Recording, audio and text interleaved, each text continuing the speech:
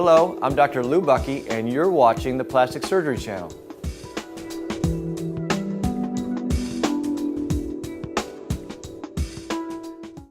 Welcome back to Plastic Surgery Talk. We're talking about soft tissue fillers today at the American Society of Plastic Surgeons meeting. And with me is Hada Hermand, and also joining us is Chris Inglefield from England.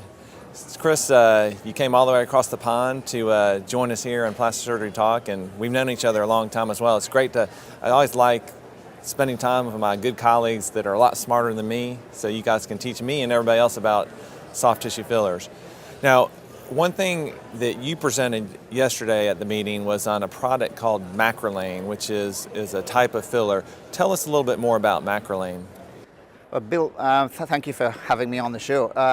Macrolane is from the same family of Restylane, Perlane that we've known since 1996. It's a product that's been specially formulated for volume enhancement. So it's a much thicker gel compared to Restylane or Perlane that's available. Really designed for breast enhancement, body shaping, and I've been involved with the product since late 2006, early 2007 in the UK. So, in the United States, we're I guess primitive because we have to use a breast implant, but can you just come in and squirt some stuff in and bam, breast augmentation? Can you imagine? That must be the most popular thing you do now in your practice. It is. I know, as I presented, try to give a balanced kind of approach to it. I think there is definitely a group of women. We know that in the US, over 350,000 women have had breast augmentations in 2008. And when we look at the data, that probably 60% of women would consider a breast enhancement, but less than 3% actually go on to have surgery. So there is a huge untapped market for patients who would like to improve their breast shape.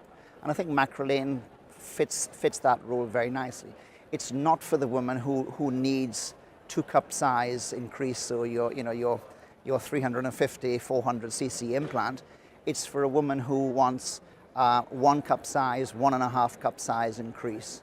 And the advantage is it is done under local anesthetic as an outpatient walk-in, walk-out procedure with very little downtime. There's a small scar for the injection, but that's it.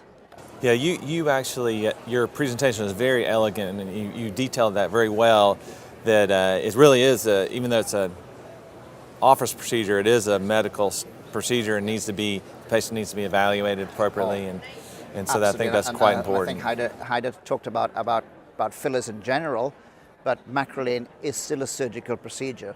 How long does it last? It lasts approximately 12 months. It takes probably 12 to 18 months for the product to completely disappear.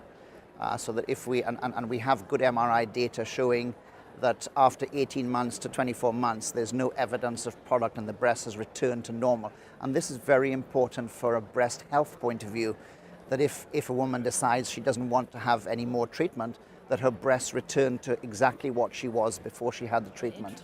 So it's an important aspect. So the safety profile you feel has been really settled, and I think the data is so far coming along very well. We are just initiating another study in the UK to look at a 5-year follow-up of our patients, more for the breast health point of view. So looking at MRI scans, mammography to monitor the breast. For 5 years now, you're starting to get follow-up. What about the shape?